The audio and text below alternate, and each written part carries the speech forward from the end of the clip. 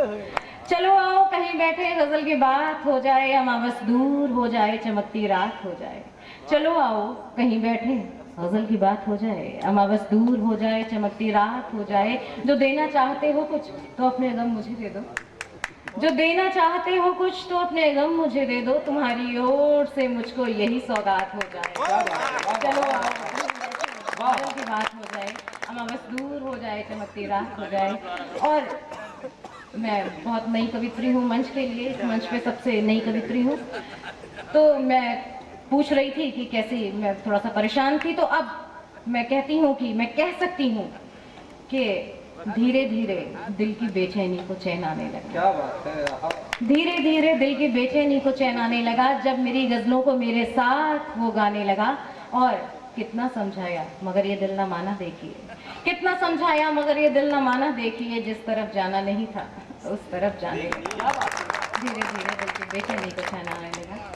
और बातों का क्या है, बातें होती रहेंगी तमाम रात। तो कहती हूँ कि बातें करेंगे आगे किसी बात के लिए, कि बातें करेंगे आगे किसी बात के लिए, बातें करेंगे आगे किसी बात के लिए, बातें करेंगे आगे किसी बात के लिए, बातें करेंगे आगे किसी बात के लिए। कुछ बातें यूं ही होती हैं शुरुआत के लिए, बातें करेंगे आगे किसी बात के लिए। और तुमको नहीं है वक्त तो मुझको भी, पीछे बातें हो रही हैं तो ये शेर उन्हीं की तरफ समर्पित करती हूँ। तुमको नहीं है वक्त तो, ठीक है, शुरुआत ऐसी है तो आगे क्या बात होगी। अभी तक बोल रहे थे समझ में आ रहा था, अब भी बोल रहे हैं ये बात अच्छी कि कहती हूँ कि तुमको नहीं है वक्त तो मुझको भी है कहाँ, तुमको नहीं है वक्त तो मुझको भी है कहाँ, तुमको नहीं है वक्त तो मुझको भी है कहाँ। बैठे हैं कितने मुझसे मुलाकात के लिए, बातें करेंगे आगे किसी बात के लिए। कुछ बातें यूं ही होती हैं शुरुआत के लिए। और एक छोटी सी इल्तिजा किस तरीके से कही गई है, शेर अर्ज करती हूँ कि आओ तुम एक बार भले ख्वाब में सही, आओ तुम एक बार भले ख्वाब में सही, आओ तुम एक बार भले ख्वाब में सही, आओ मगर तसल्ली से एक रात के लिए, बातें करेंगे आगे किसी बात। मुझे लग रहा है कि मेरी आवाज पीछे भी जा रही है, तालियां सिर्फ आगे से आ रही हैं। कहती हूँ कि मेरी किसी भी बात का तुम पर हो क्यों असर, पीछे से तालियां नहीं आ रही हैं। मेरी किसी भी बात का तुम पर हो क्यों असर, मेरी किसी भी बात का तुम पर हो क्यों असर, मेरी किसी भी बात का तुम पर हो क्यों असर। दिल भी तो होना चाहिए जज्बात के लिए, बातें करेंगे आगे किसी बात के लिए। खुशियाँ अगर न दे सको तो गम ही दो मुझे,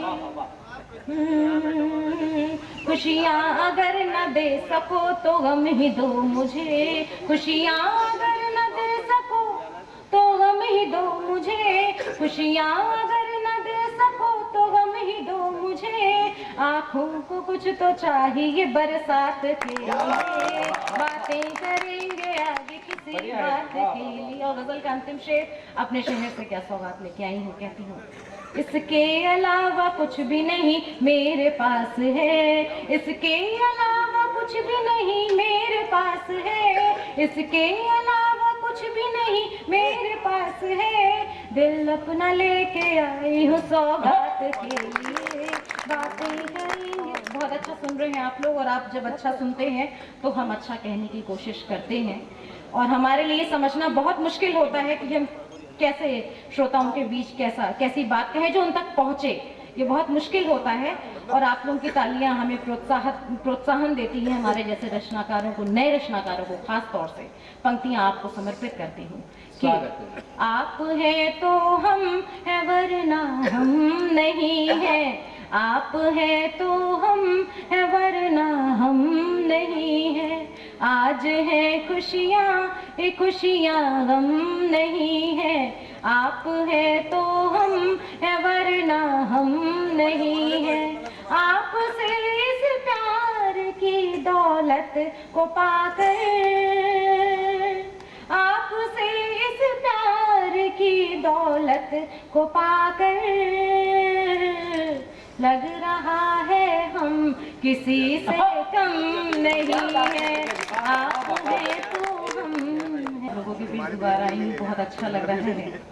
कहती हूँ कि मेरे जैसे ही ख्याल का है, मेरे जैसे ही ख्याल का है मेरा आईना कमाल का है, मेरे जैसे ही ख्याल का है मेरा आईना कमाल का है। और मेरे बुजुर्ग बैठे हुए हैं, उनके लिए कहती हूँ कि प्यार बूढ़ा कभी नहीं होता, प्यार बूढ़ा कभी नहीं होता, ये हमेशा 16 साल का है।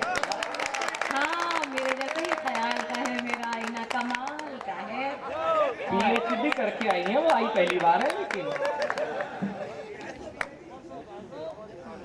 4 पंक्तियां और कहती हूँ, और आपने सुनने के लिए बुलाया है तो मैं चाहूंगी कि आप सुने।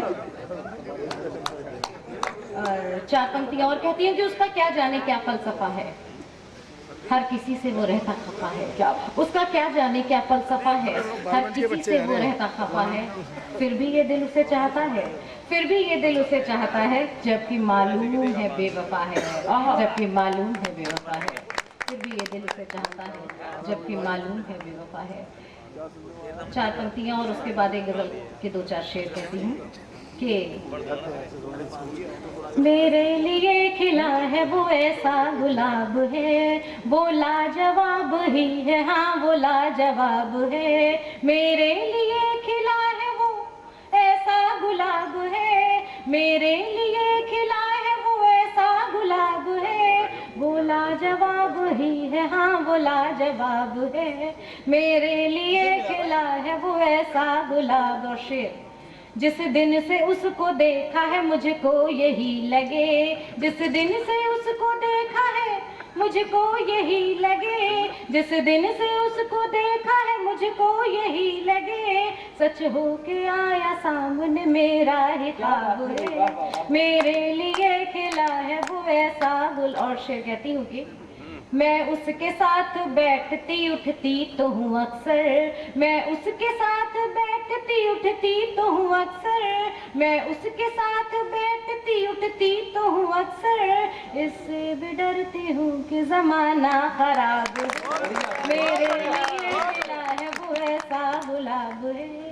कोई क्या उसको इश्क का मतलब बताएगा, कोई क्या उसको इश्क का मतलब बताएगा, कोई क्या उसको इश्क का मतलब बताएगा, जब इश्क की वो खुद ही मुकम्मल किताब है, मेरे लिए खिला है वो ऐसा गुलाब है। और 4 पंक्तियां और कह के अपना स्थान लेती हूँ कि किसी के वार, महावीर स्वामी के मन से पढ़ रही हूँ ये 4 पंक्तियां मैं कहती हूँ और अपना स्थान लेती हूँ कि किसी के वास्ते यूं कुछ भी करना और होता है, किसी के वास्ते यूं कुछ भी करना और होता है, किसी के वास्ते यूं कुछ भी करना और होता है, मगर उसके लिए कुछ कर गुजरना और होता है, मगर उसके लिए कुछ कर गुजरना और होता है। और कि अपने वास्ते तो हम सभी जीते हैं मरते हैं, कि अपने वास्ते तो हम सभी जीते हैं मरते हैं, कि अपने वास्ते तो हम सभी जीते हैं मरते हैं, मगर औरों के खातिर जी न मरना और होता है। हमारे मध्य जो कोने में एक ढांचा रखा हुआ है, वो पता नहीं और कितनी देर रखा रहेगा, कभी भी शहीद हो सकता है, उनकी उम्र ऐसी है। मित्रों, जिस उम्र के वो रचनाकार हैं, उस उम्र में उनको सुनना इसलिए आवश्यक है, हम लोग दोबारा भी आ सकते हैं अगले वर्ष, उनका पता नहीं, मतलब इसलिए नहीं कि वो चले जाएंगे कहीं, वो इसलिए कि वो व्यस्त बहुत है। तो मैं चाहता हूँ कि आदरणीय खिचड़ी जी अपनी तशरीफ का टोकरा लाएं और आप लोगों के समक्ष वो खुल के बिखरें। ये मेरा दावा है मित्रों कि आप उनको मन से सुनना, वो आपको इतना गुदगुदाएंगे, इतना हंसाएंगे कि आप वास्तव में कहेंगे कि इस मंच की उपलब्धि है आदरणीय खिचड़ी जी। मुझे पंक्तियां याद आती हैं उनकी उम्र को देखते हुए कि इस नदी की धार से ठंडी हवा आती तो है, इस नदी की धार से ठंडी हवा आती तो है, नाव जर्जर ही सही लहरों से टकराती तो है, और एक चिंगारी कहीं से ढूंढ लाओ दोस्तों, इस दिए में तेल से भीगी हुई बाती तो है। जोरदार तालियों से आमंत्रित करें आदरणीय भाई सौरभ जी ने इस उम्र में प्रज्ञा जी के पीछे मुझे लगाया।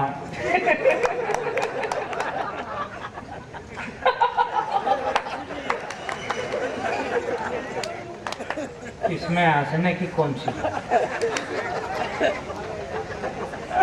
कुछ तो प्रज्ञा जी हमारा चरित्र खराब करने पे तुली थी। उन्होंने कहा प्यार कभी बूढ़ा नहीं होता। तो ये हमारे साथ जाने कैसे कैसे मजाक किए जाते हैं। ऊपर से सौरभ जी ने भी अपना जो कहना था, जो करना था किया। तो हमारा भी नैतिक दायित्व बनता है कि हम इन्हें श्रद्धांजलि दें। नहीं, सॉरी, करेक्शन करेंगे। हम इनका सम्मान करते हैं। आप देखिए इन्हें और सुनिए हमें कि चांद सितारा सा लगता है और कितना प्यारा सा लगता है। चांद सितारा सा लगता है, कितना प्यारा सा लगता है। दर्जन भर बच्चों का पिता भी कभी कुंवारा सा लगता है। बढ़िया कहते हैं। आपका सम्मान करना भी अनिवार्य है। आपके सम्मान में एक चंद निवेदित करता हूँ। स्वागत। जैन दर्शन भी इसमें शामिल करता हूँ, आपका सम्मान भी करता हूँ कि पाप पुण्य बंध मोक्ष का तो कछु पता नहीं, किंतु हर काम सरेआम करता हूँ मैं। और सूची से वारिद्धि सिद्धि सामाई की सीखी नहीं, किंतु स्वाध्याय सुबह शाम करता हूँ मैं। और खिचड़ी बनाने वाले गुरुदेव की श्रद्धा से भाव पूजा नित्य निष्काम करता हूँ मैं। और इस सभा में पधारे श्रोतागण प्यारे प्यारे और आयोजकों को प्रणाम करता हूँ। ये जरूरी है जब तक लिफाफा ना मिले। आप बिल्कुल ठीक रास्ते पर हैं। इसी तरह साथ निभाते रहिए। एक छंद और कहता हूँ कि जिन्हें है पूरा भरोसा अपनी कमाई पर, उन्हें किसी की चुरा के लानी नहीं पड़ती। और चलते हैं वक्त से मिला के जो कदम ताल, उनको परेशानी उठानी नहीं पड़ती। सीख ली जिन्होंने बात मानने की श्रेष्ठ कला, उन्हें किसी से भी मनवानी नहीं पड़ती। और खिचड़ी कविता सीधी दिल में उतर जाए, श्रोताओं से ताली बजवानी नहीं पड़ती। आप बिल्कुल ठीक रास्ते पर हैं। इसी तरह साथ निभाते रहिए। और एक छंद और लीजिए कि इलायची लौंग डालें, इलायची लौंग डालो कैसे भी सुगंधी, किंतु पान छालियों के बिना अच्छा नहीं लगता। और खाने को तो पत्तल दोना प्लेट में भी खा लें, किंतु खाना थालियों के बिना अच्छा नहीं लगता। और घर सब सुख सुविधाओं से भरा पूरा हो, घर वालियों के बिना घर वालियों से मतलब ज्यादा से नहीं, ओनली वन सिंगल पीस। बहुत ज्यादा खुश होने की जरूरत नहीं, घर वालियों से मतलब ज्यादा हो जाएगा। तो एक बहुत है। तो घर सब सुख सुविधाओं से भरा पूरा हो, घर वालियों के बिना अच्छा नहीं लगता। और मौन हो भजन सुने, किंतु कवि सम्मेलन घोर तालियों के बिना अच्छा नहीं लगता। धन्यवाद। बहुत ठीक चल रहे हैं आप हमारा सम्मान कर रहे हैं। यूँ तो हमारा सम्मान सब जगह हो जाता है, जहाँ भी जाते वहीं हो जाता। हम बस में बैठ के आ रहे थे तो एक आदमी 2 रुपए देने लगा। तो मैंने कहा ये काहे के हैं 2 रुपए? तो वो आदमी बोला 2 नहीं तो क्या 100 दूंगा। भिखारियों के भी नखरे हो रहे हैं आजकल।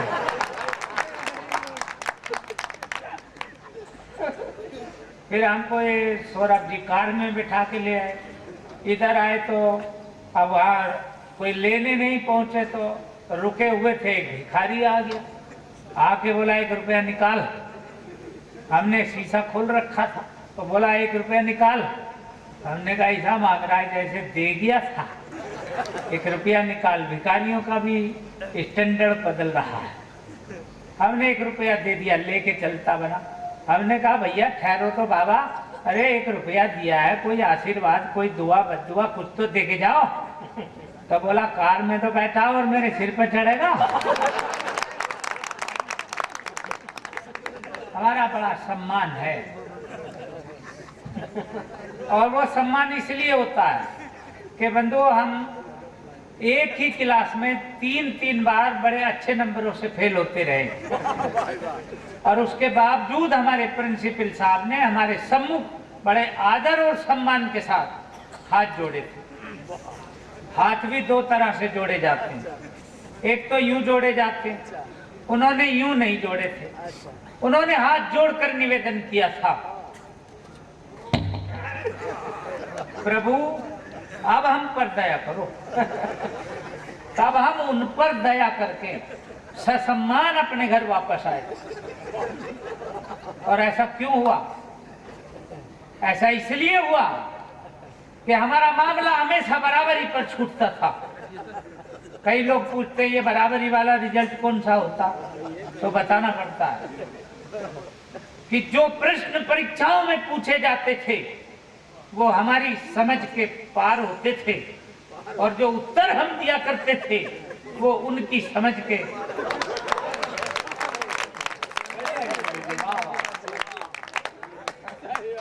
और ऐसा क्यों होता था?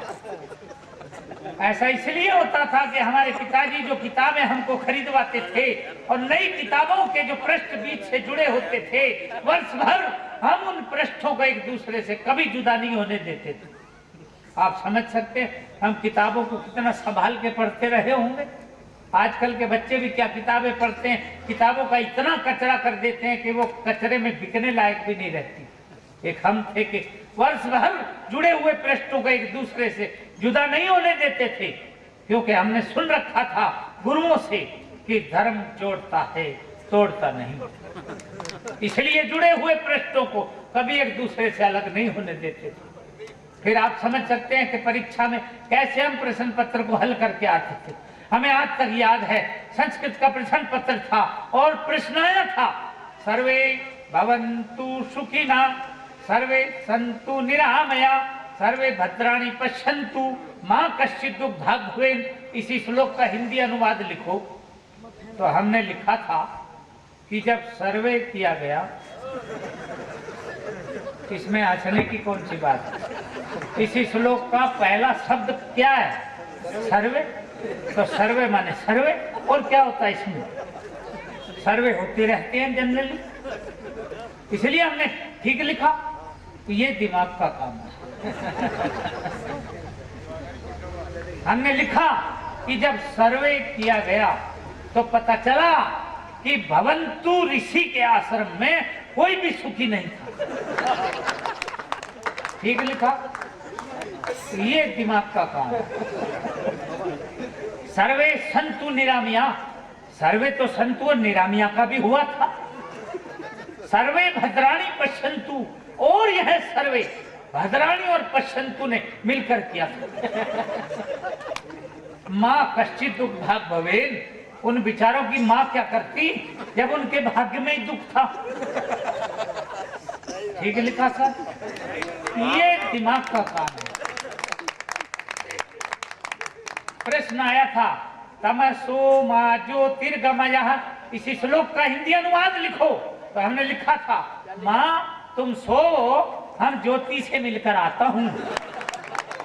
ठीक लिखा सर, ये दिमाग का काम।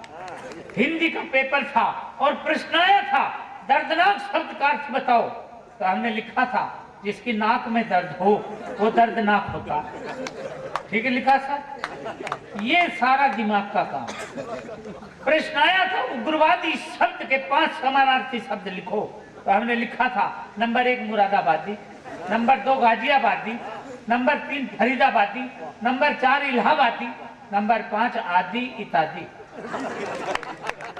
ठीक लिखा था। ये दिमाग का काम। इतिहास का पेपर था और प्रश्न आया था महाभारत के युद्ध के कारण बताओ। तो हमने लिखा महाभारत के युद्ध का सबसे मेन कारण यह था कि उस वक्त पुलिस नहीं थी। ठीक लिखा सर। ये दिमाग का काम, इसलिए हमारा सम्मान होता है सर। हमने लिखा महाभारत के युद्ध का सबसे मेन कारण यह था कि उस वक्त पुलिस नहीं थी। अगर पुलिस होती तो दोनों फरीकान के 5-5 लोगों को पकड़ के थाने में बिठाती और ले दे के थाने में ही फैसला करवा दिया होता। महाभारत का युद्ध कदापि नहीं होता। ठीक लिखा सर। ये दिमाग का काम है। प्रश्न आया था, गणित का पेपर था और प्रश्न आया था एक खेत को 3 आदमी 2 दिन में जोतते हैं, उसी खेत को 2 आदमी कितने दिन में जोतेंगे? तो हमने लिखा था जब एक बार जुती गया। ठीक लिखा सर। ये जैन साहब दिमाग का काम है। हमने लिखा कि जब एक बार जुती गया तो इसे बार बार जोतने की जरूरत क्या है? अब उसे बोने का इंतजाम किया जाए। ये है दिमाग का काम। बढ़िया। आप समझ सकते हैं, इसलिए हमारा सब जगह सम्मान होता है। साइंस का पेपर था और प्रश्न आया था हम पानी क्यों पीते हैं? तो हमने लिखा था क्योंकि हम उसे खा नहीं सकते, इसलिए पीना पड़ता। दिमाग लगाने की जरूरत ही नहीं थी। आप समझ सकते हैं बंधुओं, हमारा बाय बाय का पेपर भी हुआ था।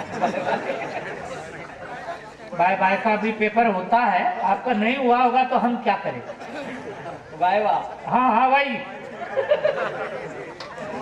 वो हमारा हुआ था।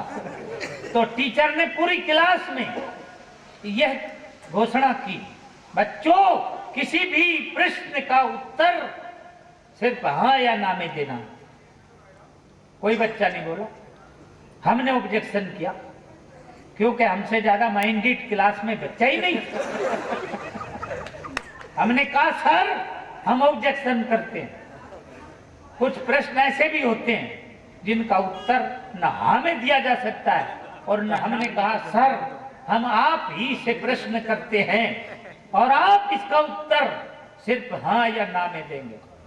हमने पूछा सर क्या इन दिनों आपने अपनी पत्नी के चरण दबाने छोड़ दिए हैं? ये दिमाग का काम। इसका उत्तर न हाँ में दिया जा सकता है और न ना में दिया जा सकता है। ठीक, ये दिमाग का काम है। एक और प्रश्न आया, टीचर ने एक और प्रश्न किया, वो इससे भी ज्यादा महत्वपूर्ण। टीचर ने प्रश्न किया, बच्चों बताओ स्त्री और पुरुष इन दोनों की तुलना में कौन ज्यादा सहनशील होता है? स्त्रियां ज्यादा सहनशील होती हैं या पुरुष ज्यादा सहनशील होते हैं? सब बच्चों ने हाथ उठाया। सर स्त्रियां ज्यादा सहनशील होती हैं। मैंने नहीं उठाया क्योंकि इतना माइंडेड बच्चा क्लास में था ही नहीं। मैंने कहा सर गलत, पुरुष ज्यादा सहनशील होते हैं। ठीक, ये सही उत्तर था, अकेले का था लेकिन बिल्कुल सही था। टीचर ने कहा कुर्सी पे खड़े हो जाओ। हमें फिर कुर्सी पर खड़ा किया गया इसलिए कि पूरी क्लास के बच्चे देख सकें एक बालक कितना माइंडेड है। टीचर ने कहा सिद्ध करो कि पुरुष स्त्रियों के मुकाबले में ज्यादा सहनशील होते हैं। ये चुनौती थी मगर हमने स्वीकार की और हमने सिद्ध किया और प्रैक्टिकल अनुभव हमारा है, आप भी करके देख सकते हैं। हमने कहा सर कल्पना करो किसी बस की 2 सवारी वाली सीट पर 2 अपरिचित स्त्री और पुरुष बैठे हों। मान लो प्रज्ञा जी और हम बैठे हैं। कल्पना करो, अपरिचित स्त्री और पुरुष बैठे हों और पुरुष को नींद आ जाए। मानो वो रात के कवि सम्मेलन करके आया हो या नाइट ड्यूटी करके आया हो और सफर के दौरान उसे नींद आ जाए और वह स्त्री की तरफ झुक जाए, तो स्त्री कभी बर्दाश्त नहीं करेगी। कैसी सहनशीलता है ये। इसके मुकाबले अगर स्त्री को नींद आ जाए तो पुरुष को अगर सादरे आना होगा तो गुड़गांव तक जा सकता है।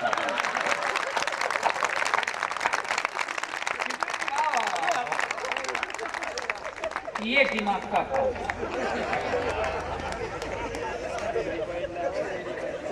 जैन साहब ठीक, इसलिए हमारा सम्मान, इसलिए हमारा सम्मान पशु पक्षी भी करते हैं। आदमी ही नहीं, पशु पक्षी भी हमारा सम्मान करते हैं। हम धार्मिक आदमी हैं।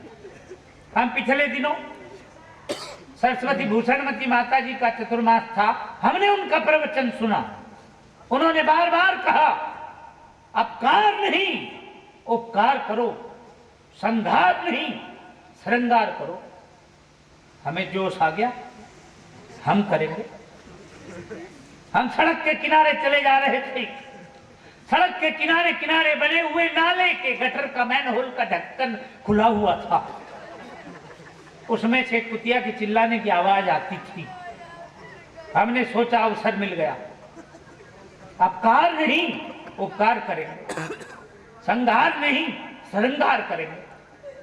हमने झांक के देखा, कुतिया इतनी कीचड़ में गर्दन भर बाहर थी। अगर उसमें कोई महिला होती तो हम बोलते बहन जी हाथ पकड़ाओ तो हम बाहर निकाले। कोई भाई होता तो हम बोलते भाई साहब हाथ पकड़ाओ तो बाहर निकाले। मगर कुतिया को क्या बोले। तभी हमें आइडिया आया। हमने कुतिया के दोनों कान पकड़ के ऊपर उठाया। संभवतः जीवन में कुतिया के कानों पर पूरी बॉडी का वेट पहली दफा ही आया। ऊपर उठा के हमने दूर फेंका। दूर फेंक के कुतिया को गटर का ढक्कन पाटा ताकि कोई और न गिरे। गटर का ढक्कन पाटा, उतनी देर में तो कुतिया ने भागकर कई जगह काटा। हमारा बड़ा सम्मान है। छूट कर वो जिस जिस गली में भी दौड़ती गई, जो भी सामने आया उसी को भमोड़ती गई। अगले दिन हम पहुंचे सरकारी अस्पताल इंजेक्शन लगवाने, तो लाइन में खड़े थे 15-20 लोग, अपने ही मोहल्ले के जाने पहचाने। हमने अपने से अगले वाले व्यक्ति से पूछा, भाई साहब तुम्हें घर वाली कुतिया ने काटा कि बाहर वाली? वो पीछे मुड़ के बोला, ताऊ जबान संभाल के बोल, अपनी अकल का ढक्कन खोल। घर वाली को कुतिया बोलता है? हमने कहा नहीं बंधु, हमारा ऐसा आशय नहीं था। हम ये पूछना चाहते हैं कि तुम्हें पालतू कुतिया ने काटा या फालतू कुतिया ने काटा? वो बोला ऐसा पूछो ना, तब बताता हूं। अरे ताऊ क्या बताए, कल हमारी कुतिया पागल हो गई। हमने सोचा क्यों जीव हत्या करे। हमने उठा के गटर में डाल दी। किसी बेवकूफ के, गधे के, सूअर के, उल्लू के बच्चे ने उसे बाहर निकाला। हमारा बड़ा सम्मान है। ये दिमाग का काम। किसी बेवकूफ के, सूअर के, उल्लू के, गधे के बच्चे ने उसे बाहर निकाल दी, उसी ने इन सबको काटा। अंततः शाम को हमें वो मारनी पड़ी और मार के ले गए वहीं पर घसीटते, और वो नहीं मिला। नहीं तो उसे भी पीटते। तब ख्याल आया कि हम कैसे बताएं कि हम ही हैं वो धर्म धुरंधर धर्मावतार जिसने कमाया ये परोपकार। क्योंकि कल तो उस कुतिया ने भमोड़ा था, आज ये कुत्ते भमोड़ेंगे। और उसने तो छोड़ भी दिया था, पर ये बिल्कुल नहीं छोड़ेंगे। ये प्रवचन सुनने का परिणाम हमारा बड़ा सम्मान है। हम मेरठ से बागपत को बस में चढ़े, 3 वाली सीट खाली थी बस। 3 वाली सीट पर शीशे की तरफ बैठ गए हम, इधर 2 सीट खाली। अगले स्टॉपेज से एक महिला लगभग 5-6 बच्चों के साथ उसी बस में चढ़ी। लगभग इसलिए कहना पड़ता है, एक बच्चा गोद में था, 4 बच्चे उंगलियों में ही थे। 4 और 1 बच्चा अंडर प्रोसेस था। लगभग 5-6 बच्चों के साथ उसी बस में चढ़ी। उधर बैठ गई वो, बीच में धर लिए 4 बच्चे।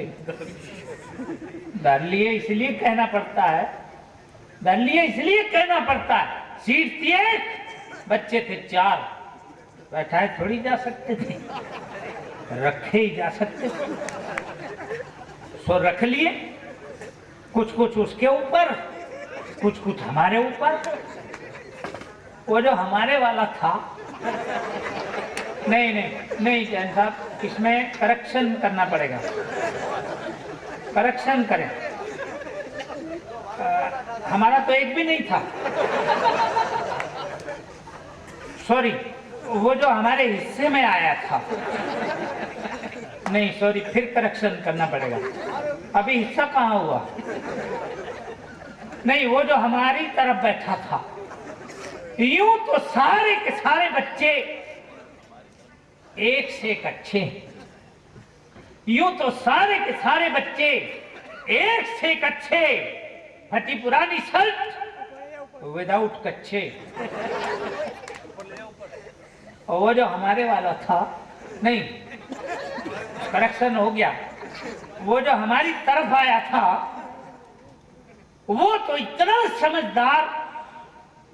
समझदार जैसे कोई सरदार। बार बार तलवार से खींचता था, कभी इस हाथ से और कभी इस हाथ से, बार बार तलवार से खींचता था।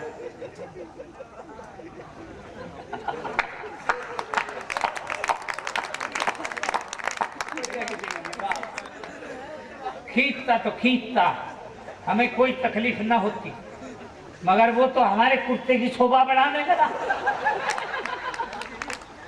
तब हमें ख्याल आया, अपनी इज्जत बचाओ, वरना कवि सम्मेलन में जाएंगे, ये तो सूख कर चमक मारेगी।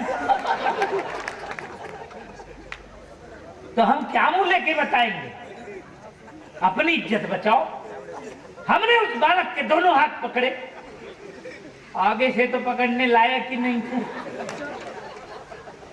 कोहनियों से जकड़े और ऊपर उठाया, अपनी गोद में बिठाया। तभी कंडक्टर टिकट बनाने आया और हम पर गुर्राया, खामखा हम पर गुर्राया और बोला, मुल्ला जी इनमें से थोड़े बहुत घर छोड़िए। मुल्ला जी इनमें से थोड़े बहुत भी घर छोड़ आते तो हम एक आध सवारी और ना बिठाते। पीछे से एक बूढ़ा बोल पड़ा, उसने कहा, सारी फौज को लेके चढ़ा, सारों के टिकट बना दे। अरे इस मुल्ला की है ईद मना दो। एक बुढ़िया पीछे से बोली, मुंह पे हाथ रख के बोली, अरे इसकी उम्र तो देख, 55-56 साल का, हरिया बेचारी 30-35 साल की। अरे मार के छोड़ देगा इसे, लाइन लगा रखी है। अरे मुल्ला जी कुछ और काम भी कर लिए।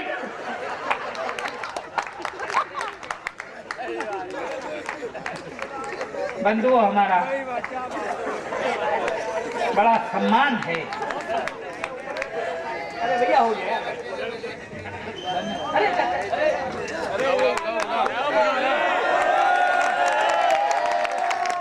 मुल्ला जी ने समझा कि चाय वाले इनका बड़ा सम्मान है। नहीं, आप लोग चाय पियेंगे और हम खड़े देखते रहेंगे, तो ये हम कैसे बर्दाश्त कर पाएंगे? आप पहले इधर भाई, चाहे ऊपर से शुरू करना था भाई, इधर लाना था। ये हंसने के और ताली बजाने के सिवा कर ही क्या रहे हैं?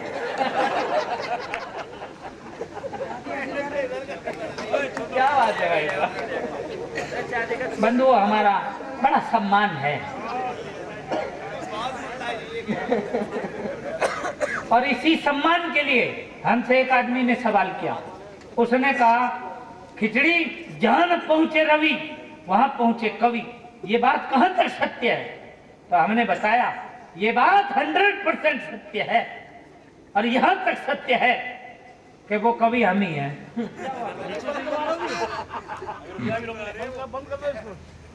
बंधुओं, हंसना बहुत जरूरी है, और इसलिए जरूरी है कि हंसना एक धार्मिक सद्गुण है।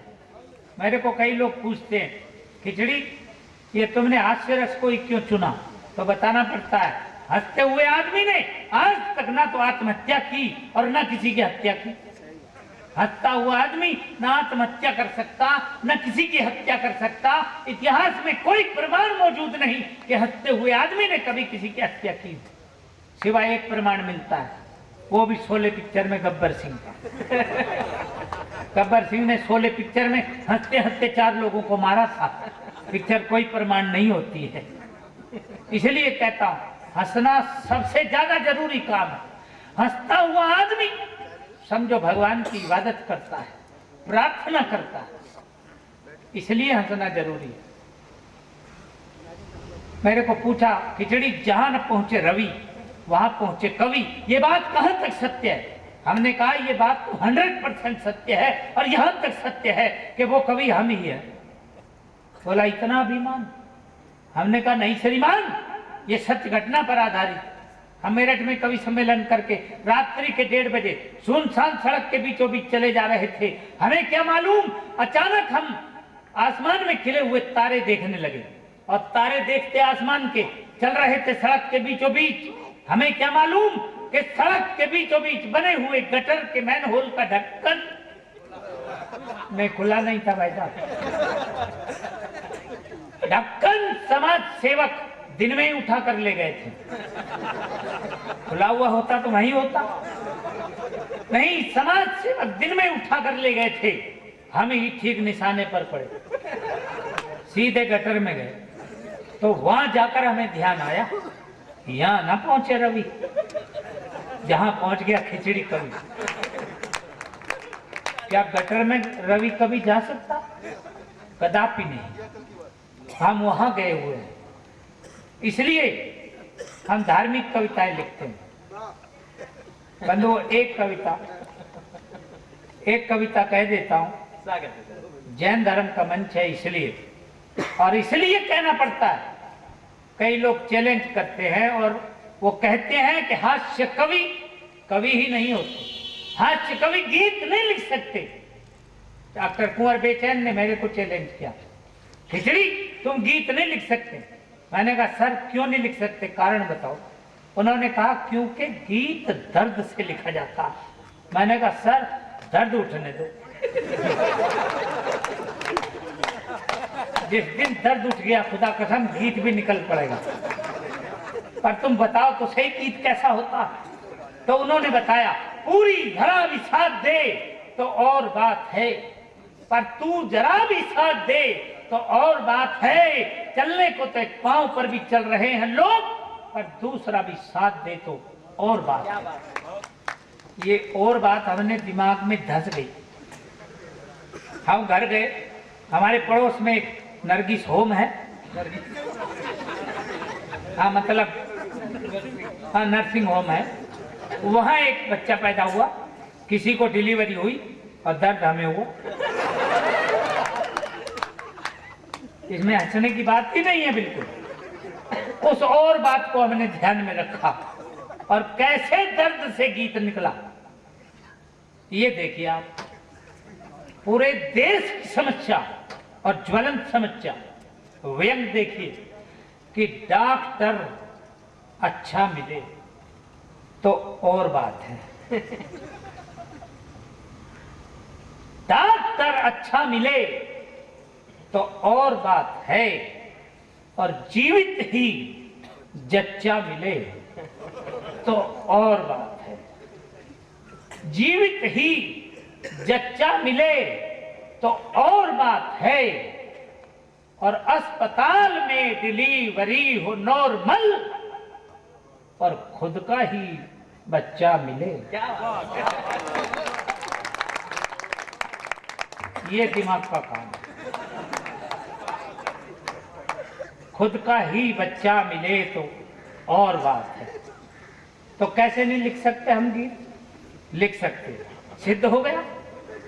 ये बात है।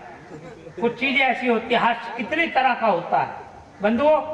कुछ हास्य ऐसा होता है कि अभी सुनाया, अभी समझ में आया, अभी हंसी आ गई। कुछ हास्य ऐसा होता है, अभी सुनाया, कल समझ में आएगा, परसों हंसी आएगी। ऐसे भी होता है, पर मैं यहाँ उसको नहीं सुनाऊंगा, क्योंकि क्यों परसों तक वेट किया जाए। इसलिए एक कविता कहता हूँ, स्वागत है। और हास्य कवि भी कविता कह सकते हैं। ये भाई सबरस मुरसानी ने सिद्ध किया। दर्द भरा गीत जहां हंसाते हैं वहीं रुलाते भी है। कितने गहरे रुदन से हास्य पैदा होता है, ये हास्य कवि जानते हैं। इसलिए कहता हूं कि ये बात है बीते जीवन की, ये बात है बीते जीवन की, जब माया की पायल की सुनकर झंकार छना छन की, मुझे ऐसी लगन लगी धन की, जा खुली हाथ टनाटन की, इस मंगलिंग करने लगा घन की। तो इसी कर्म को धर्म समझता था, इतना भी ध्यान नहीं कि किसी के काले कुकर्म को करता करता परवान नहीं। जो सुमति का अपहरण करे सो हरगिज पाकिस्तान नहीं। धर्म बनाता हरे भरे उद्यान को कब्रिस्तान नहीं। धर्म है बस इंसान होना, कोई और धर्म ईमान नहीं। धर्म है बस इंसान होना। थी नित्य कामना कंचन की, थी नित्य कामना कंचन की, जब हद हो गई जाहिलपन की, मैं कीमत भूल गया जन की, जा खाल उतारी निर्धन की, लोगों ने नाम दिया सन की, ना जीत सका तृष्णा मन की। क्योंकि मुझे पता नहीं था खालक बिन कोई खाली स्थान नहीं। भारत भूमि छोड़ कहीं भी अमृत रस की खान नहीं। बारीक पिसे को और पीसने वाला बुद्धिमान नहीं। ये बात बताए बुबुधान कोई इलम सियासतदान नहीं, कि धर्म है बस इंसान होना, कोई और धर्म ईमान नहीं। धर्म है बस इंसान होना, कोई और धर्म ईमान नहीं। और यूं ही खाक छानते बन बन की, जैन साहब, यूं ही खाक छानते बन बन की, जब उम्र निकल गई 55 की और उड़ गई इच्छा दर्पण की, जब सूख गई नस नस तन की, ना रही जरूरत मंजन की, तब याद आई दुख भंजन की। यूं ही खाक छानते बन बन की, जब उम्र निकल गई 55 की और उड़ गई इच्छा दर्पण की, जब सूख गई नस नस तन की, ना रही जरूरत मंजन की, तब याद आई दुख भंजन की। तब सोचा यमराज किसी कातिल का मामू जान नहीं। तब क्रूर काल किस कली को डाले कुचल कोई अनुमान नहीं। कहीं रोटी में ना बम छिपा हो, इतना भी इत्मीनान नहीं। धर्म है बस हिंसा खोना, कोई और धर्म श्रीमान नहीं। धर्म है बस इंसान होना, कोई बढ़िया और धर्म ईमान नहीं। और तब ईश्वर की वंदन की, तब ईश्वर की वंदन की और देखी जोत निरंजन की, जैसी ग्रंथों ने वर्णन की, तब बनी भावना अर्पण की, तो फिर सत्संग धनादन की और लाइन लगा दी सिमट। तब पता चला बलबीर भजन बिन अब तेरा कल्याण नहीं। भक्ति के रास्ते पर चलना, कोई भगवान पर एहसान नहीं। श्रीमान बने गुरु ज्ञान बिना विद्वान कोई गुणवान नहीं। सदा धर्म ही रक्षा करता है, बारूद और कृपान नहीं। धर्म है बस इंसान होना, कोई और धर्म ईमान नहीं। बढ़िया बढ़िया, वाह वाह। मेरी पत्नी का जो अनामिका के रूप में इस मंच पर विराजमान है, और एक मेरी बहन का जो आदरणीय दीदी के रूप में इस मंच पर विराजमान है। मैं चाहता हूं कि आप लोगों के अपने नगर की, आप लोगों के नगर की वो कवयित्री जो पूरे हिंदुस्तान में अपनी कविताओं के माध्यम से जानी जाती है, ऐसी आदरणीय बहन शालिनी सरगम आप लोगों के मध्य आए और अपनी कविता के रस के माध्यम से आपको सिंचित करें। एक बार पूरा सदन जोरदार तालियों से उसे आमंत्रित करो, आमंत्रित करें। मुझे पंक्तियां याद आती हैं कि अंधेरे रास्तों पे यूं तेरी आंखें चमकती हैं, अंधेरे रास्तों पे यूं तेरी आंखें चमकती हैं, खुदा की बरकतें जैसे पहाड़ों पर उतरती हैं और मुझे लगता है दिल खिंचकर चला आता है हाथों पर। तुम्हें लिखूं तो मेरी उंगलियां ऐसे धड़कती हैं, तुम्हें लिखूं तो मेरी उंगलियां ऐसे धड़कती हैं। जोरदार तालियों से आपके बीच शामिल करेंगे। आपके नगर और शहर में प्रथम बार दिल में दुलार और प्यार लेके आई हूँ। आपके नगर और शहर में प्रथम बार दिल में दुलार और प्यार लेके आई हूँ। यज्ञ इस पावन में साहित्य के सावन में शब्द की सुहानी सी बौछार लेके आई हूँ। स्नेह सहयोग आपका मिलेगा मुझको, मैं मन में मेरे ऐसा विचार लेके आई हूँ। दाद धन्यवाद बार बार आप दीजिएगा, गीत और गजल की फुहार लेके आई हूँ। बहुत बहुत शुक्रिया। शुरुआत में जब सबरस मुरसानी जी ने अपनी कविताएं पढ़ी थी तो कहा था कि गीत गजल तो बेकार की चीज़ है, यूं ही लिख देते हैं, ऐसी बात है। नहीं, आप बड़े हैं, मैं आपकी बात का बुरा नहीं मानती हूँ, पर एक चार पंक्तियां कहना चाहती हूँ, यदि उन तक पहुँच जाए तो आप मेरी बात का समर्थन कीजिएगा। कि शिकारी को महल भी मचान नजर आता है, क्या बात है? शिकारी को महल भी मचान नजर आता है, शराबी को जमी भी आसमान नजर आता है। आदत और लत आकर जाती नहीं कभी, कबाड़ी को हुस्न भी कबाड़े का सामान नजर आता है। बढ़िया जी, वाह वाह। खिचड़ी जी को भी समझ में आ रहा है। इसलिए उन्हें विशेष प्रणाम करते हैं कि उन्हें भी समझ आ। चलिए, जिस थोड़ी सी मस्ती जिस आनंद में आप लोग बैठे हैं, एक गीत आपके आनंद के लिए दो बंद का पढ़ देती हूँ। उसके बाद मैं जो आप सबके सामने पढ़ना चाहती हूँ वो पढ़ूंगी। एक गीत आप सबके सामने आपके आनंद के लिए पढ़ती हूँ, तो इसके लिए जरूरी है कि आप सभी मेरा उस गीत में मेरा साथ दें।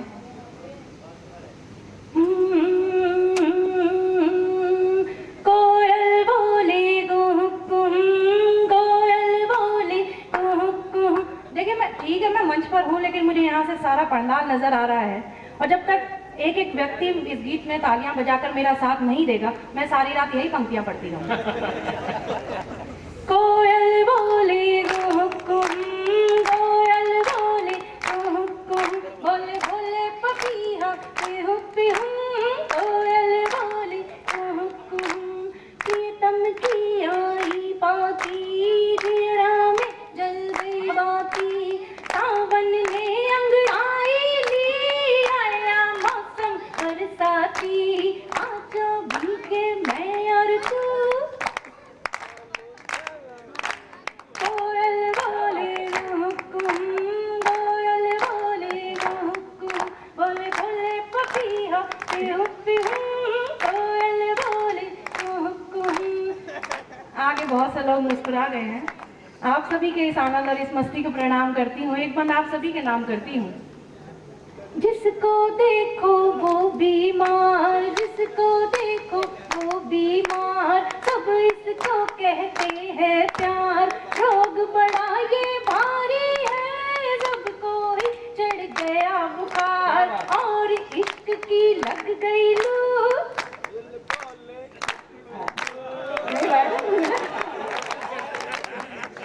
कोयल को भी कुकड़ू को बुलवा रहा।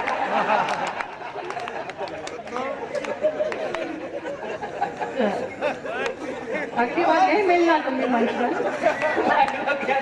शालिनी जी का प्रताप है, कौवे भी कुकड़ू।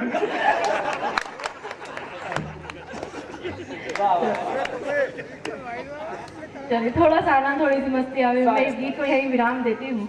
अब आगे थोड़ी सी नई बात करते हैं जो मैं आपसे करना चाहती हूँ। दिल्ली दिल वालों की नगरी कही जाती है, तब एक बात जरूर कहना चाहती हूँ कि दिल वाले आंखों की बात समझ लेते हैं, दिल वाले आंखों की बात समझ